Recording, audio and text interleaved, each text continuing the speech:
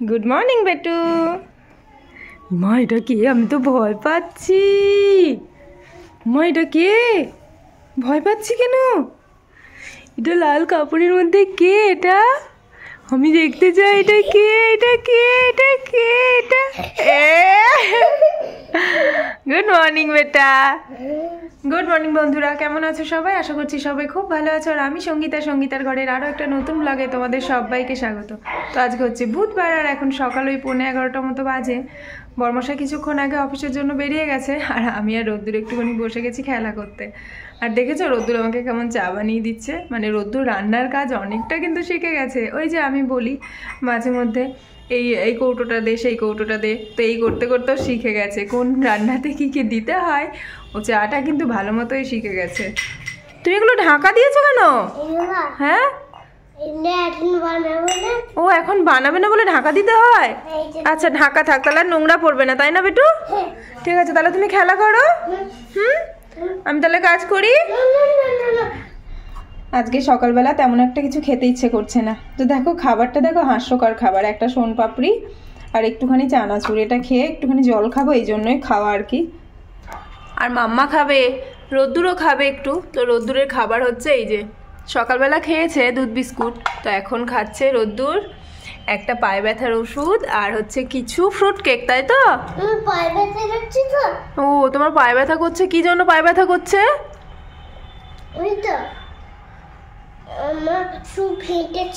কোথায় হাঁটলে তুমি? তা লাফাও কেন তুমি? আমার রোদ্দুর টিফিন খেয়ে স্নানু টানু করে নিয়েছে। এবার কি করছে আমার রোদ্দুর? কাকে দেখছে টিভিতে? ডিয়ানা আর রোমা।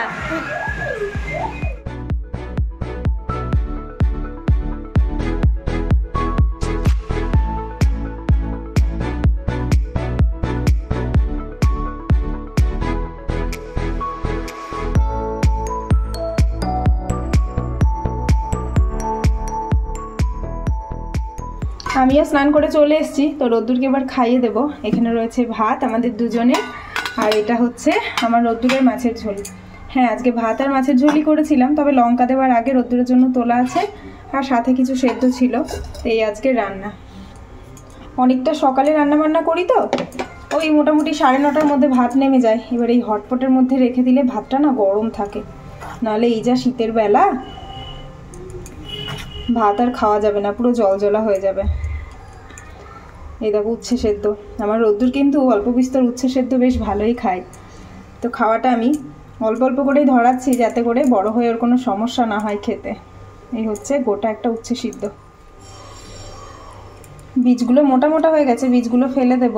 আর কি বলো তো, সবটাও খাবে না, তবে অর্ধেকটা খেলেও তো উপকার, সেই জন্য একটু একটু অন্তত দেওয়ার চেষ্টা করি। এই হলো উচ্ছে সিদ্ধ, এই হলো মাছ, আর এই হলো মাছের ঝোল। কি গো, কি হয়েছে? কেন? উচ্ছেটা কেমন খেতে? টক না তেতো না মিষ্টি? তেতো তো ভালো খাওয়া। আচ্ছা, স্পাইডারম্যানরা উচ্ছে খায়, ঠিক আছে। না না, এবার মাছ দিয়ে দিয়েছে, এবার মাছ দিয়ে। হ্যাঁ হ্যাঁ হ্যাঁ, সরে অত দূরে গেলে কিন্তু গায়ে পড়বে। এখন একটু ছাদে এলাম বলতে অনেকগুলো জামা কাপড় সকালবেলা ধোয়া হয়েছিল, তো সেগুলো যদি শুকিয়ে যায় খুব ভালো কথা। এখনও হয়তো শুকায়নি। আর এই যে রান্নাঘরের যে কাপড় দুটো, ওই গ্যাস মুছতে হাত মুছতে যে কাপড়গুলো লাগে, সেগুলো তো গ্যাস মোছার পরে ভালো করে ধুয়ে দিই, সেগুলো নিয়ে এলাম মেলার জন্য। আর আজকে রোদ্দুরটা দেখছি এখনও রয়েছে, 3টে বাজতে চললো। 3টের সময় তো রোদ না থাকলে, মানে রোদের জোর কম থাকলে ছাদে তো রোদ পড়েই না। হ্যাঁ, কিন্তু আজকে সকাল থেকে রোদটা বেশ ভালো মতোই, মানে আজকে সকাল সকাল রোদটা উঠেছে, আর এখনও দেখি বেশ ভালো মতো রোদটা রয়েছে। ওই যে ওই সাইডটাতে একটু রোদ রয়েছে, তো ওই দিকে একটুখানি সরিয়ে এগুলো মেলে দেব। আর দেখি যদি পাতলা কিছু শুকোয় সেগুলোও এখন নিয়ে যাব। শীতকালে কতগুলো কাজ এক্সট্রা করতে হয়, যেমন এই কাজটা নিয়ম করে দুবেলা গরম জল, নাহলে ফ্লাস্ক খালি, জল খেতে গিয়ে জল পাবে না। আমাদের বড় বড় জামা কাপড়গুলো তো ওই ঘরের আনলাতে থাকে, কিন্তু রোদ্দুরের এই ছোটো ছোটো জামা কাপড়গুলো আনলাতে রাখলে এদিক ওদিক পড়ে যায়। তো সেই কারণে সব জামা কাপড়গুলো ভাজিয়ে গুছিয়ে নিয়েছি, এগুলো আলমারিতেই রেখে দেবো।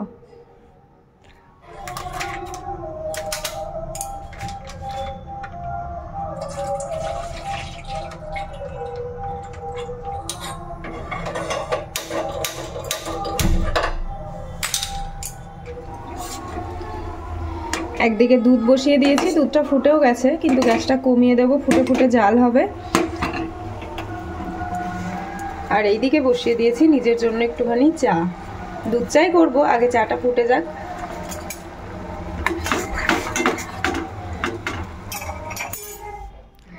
গরম গরম বাদাম ভাজা খেতে লাগে ভারী মজা।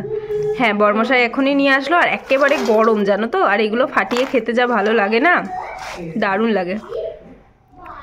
সন্ধ্যাবেলা টিফিন খেয়ে মানে বাদাম আর চা খেয়ে চলে এসেছি সোজা রান্নাঘরে নিজের কাজ করতে। আর এই দেখো বর্মশাই এই জিনিসপত্রগুলো এনেছে, যেগুলো ঘরে একেবারেই ছিল না, মানে কম ছিল আর কি। রোদ্দুরের চকলেট বিস্কুটটা শেষ হয়ে গেছিলো, তো বেচারা দুদিন বিস্কুটও খায়নি। তো যাই হোক, বিস্কুট আরও 2 প্যাকেট বিস্কুট রয়েছে। আর এখানে রয়েছে গোটা জিরে, জিরে গুঁড়ো, একটা মধু, আর এখানে রয়েছে বেশ কিছু গোলমরিচের গুঁড়োর প্যাকেট। আর এই গোলমরিচের গুঁড়োটা এত ভালো কি বলবো, মাঝে মাঝে গোলমরিচের গুঁড়ো তরকারিতে দিই, রোদ্দুরে রান্নাবান্নাতে, আবার আমাদের রান্নাবান্নাতেও দিই। রাত্রিবেলা রুটি বানাবো, ওই কারণে এই দেখো আটাটা আমার মাখা হয়ে গেছে। এখন তরকারিও তো বানাতে হবে, সেই কারণে আটাটা মেখে রাখলাম, একটু ঢাকা দেওয়া থাকবে, ততক্ষণ আমার তরকারিটাও কাটা হয়ে যাবে। রুটি বা পরোটার আদর্শ তরকারি দেখে হয়তো বুঝতে পেরেছো, আলু পেঁয়াজ আর কাঁচা লঙ্কা কেটে নিয়েছি। একেবারে সহজ রেসিপি, কিন্তু খেতে হয় দুর্দান্ত। কড়াইয়ের মধ্যে সর্ষের তেল আর কালো জিরে, আর মশলা বলতে লবণ লাগবে। সাদা আলুর তরকারি করব।